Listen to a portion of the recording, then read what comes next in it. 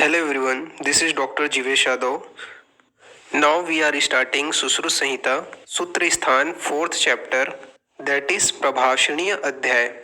तो meaning of प्रभाषणीय अध्याय इस जो आपने अध्ययन किया है उसको आपको किस तरीके से इंटरप्रिटेट करना है, उनसे रिलेटेड जो वर्णन है वो इस अध्याय में किया गया है। हालांकि ये बहुत छोटा टॉपिक है पर 2-3 चीज़ों के क्वेश्चन यहाँ पे बनते हैं जिसको आपको क्या है मेमोराइज करना है।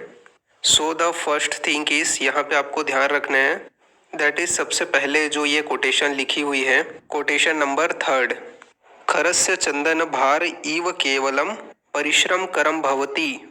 तो जिस तरीके से आप शास्त्र का ज्ञान ले लेते हैं लेकिन तत्व रूप का अर्थ नहीं जान पाते हैं, तो जैसे कि गधे के पीठ पर चंदन लाद भी देते हैं तो हम, तो उसी के तरह ये परिश्रम कारक हो जाता है, निरर्थक हो जाता है, उसका कोई मीनिंग निकलता नहीं है। तो इस कोटेशन का रेफरेंस ध्यान रखना, ये जो रेफरेंस है वो किस संहिता का रेफरेंस है।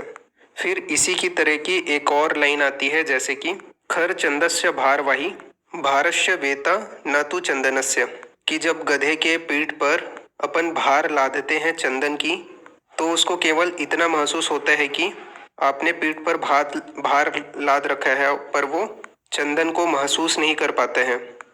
तो इसी तरीके से आप शास्त्र को ढंग से अध्ययन नहीं करते हैं तो आप केवल मूढ़ छात्र की भांति ग्रंथ भार के वाहक हैं। तो ये चीज़ के जो कोटेशन है उसका रेफरेंस आपको ध्यान रखना है। इसका रेफरेंस हमको कहाँ पे देखने को मिलता है, ठीक है। नेक्स्ट इसके बाद सुश्रुत क्या कहते हैं, इसमें देखो ये जो लिखा गया है एकम शास्त्रम अध्ययम यानो न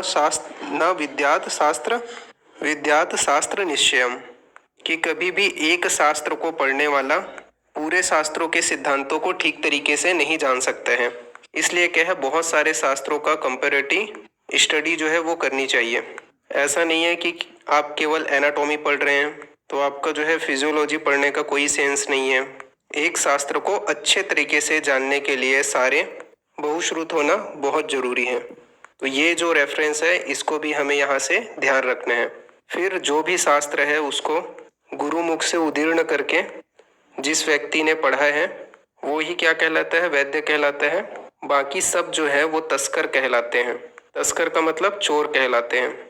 तो इम्पोर्टेंट है ये जो तस्कर वर्ड है वो सुश्रुत संहिता में कहाँ पे आया है ये चीज़ ध्यान रखना। फिर इस पूरे अध्याय का यहाँ पे एंड हो जाता है। तो यहाँ पे सुश्रुत ने लिखा है औपधेन पौनभ्र सौश्रुत पौष कलावत, इन चारों के नाम जो है वो आपको एज इट इज लर्न कर लेना है, क्योंकि इन चारों ने क्या था, जो शैल्य तंत्र है उसके मूल प्रणेता ये थे। तो ये पूछा जाता है कि सुश्रुत संहिता के अलावा बाकी जो शैल्य तंत्र है उसको मूल मानकर जिन्होंने संहिता लिखी है वो कौन से आचार्य हैं।